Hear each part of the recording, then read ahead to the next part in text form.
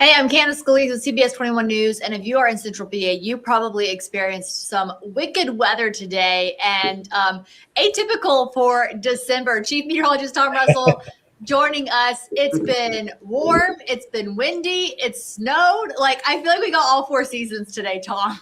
It really has been a potpourri of weather, if you will. You're right. We warmed all the way up into the upper 50s, near 60 this morning.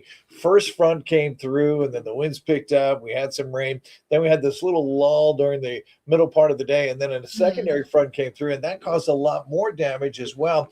And now, don't forget, we laid down about an inch and a half in some spots of rain, so that really loosened up the soil and all the melting snow. So trees and things that are in that soil getting blown over. We saw some amazing pictures, and we'll share these in a second. Yeah. Trees into homes, trees on streets, and unfortunately, a lot of damage and a lot of tree limbs down. So you're right. We saw everything today. And now tonight, the concern is anything that was wet during the day, we're dipping now below freezing. So it could be icy.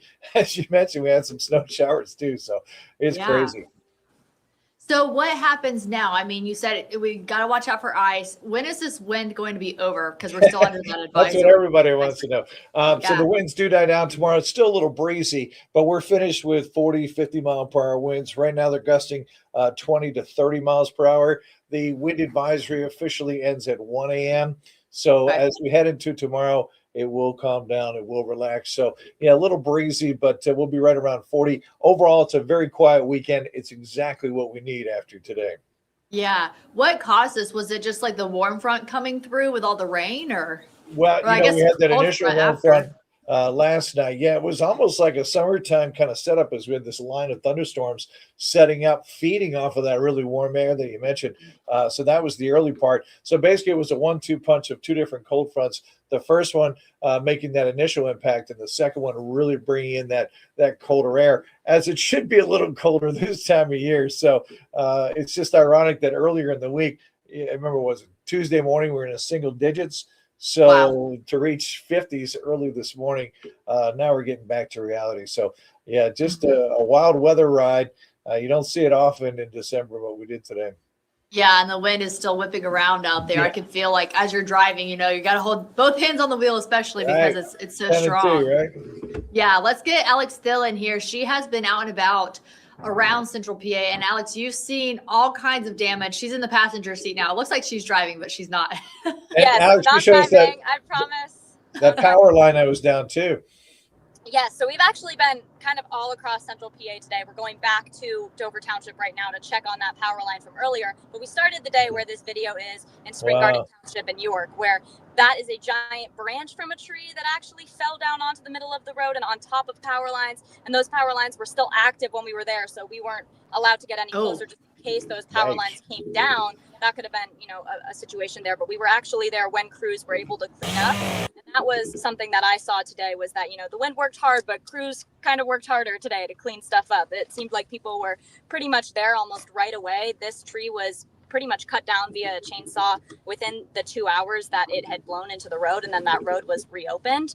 And then, in another area, we saw a power line, actually a utility pole that was carrying power lines, snap in half from that was crazy. And I know you guys were just talking about some of the different elements in snow and warmer weather we saw, and that was in Dover Township. And around 6, Tom, when we were on air, it was snowing where I was, and the power line was down, so it was kind of all over the place there. And then after 6 p.m., we actually went over to New Cumberland, where there was a massive tree on top of a house there, which you'll see later tonight at 10 and 11 if you guys tune in for that. But I was able to talk to the homeowner there, who told me that although the massive tree came down on his house and his car, it wasn't quite enough damage to, it wasn't over $1,000, so insurance doesn't cover it. So he's going to be actually cutting down that tree himself tomorrow morning. Wow.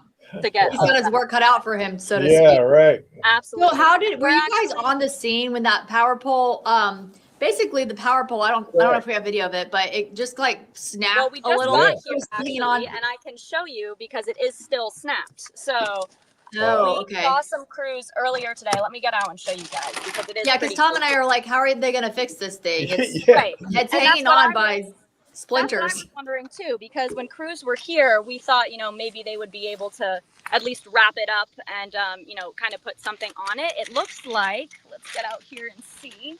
Look at this, live on the scene. I love it. Live on the scene. Let's go and check it out. So it looks. I know it's dark where you guys are too. So. I know it's dark, so we'll walk over here. It looks like you can kind of see it behind me. Yeah. Oh, there it is. Yeah. There is that power line. It's still snapped in half and all the way up. You can't see it off my phone with the lights there, but you will be able to see it later. So the power lines, the utility pole is kind of careened into those power lines here, and all the homes on the street still have their lights on, so it looks like the power is still working. Wow. Clear exactly how they're going to be able to fix that, because where it's snapped, there's a metal base there.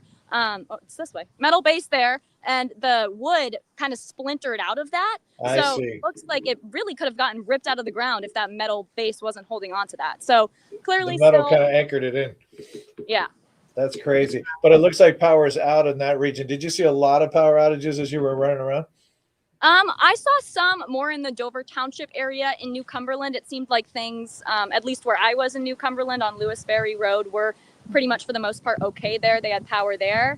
But then in Spring Garden Township, it was still daytime, so it was a little bit harder to tell what was dark out there. But see, for the most part, that people still had power in areas where trees had fallen on power lines, which was pretty surprising.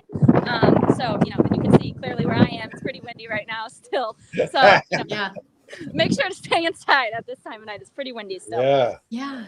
Well, I know earlier today there were 13,000 people without power in Lancaster, and our producer Danielle and I were just looking at that outage map. And usually you can click on a section and see like when it's going to be restored, but all of it right now says not available. So I don't know if that's just the influx of the demand right now from BPL about how many people are without, and therefore they're not giving an estimated time.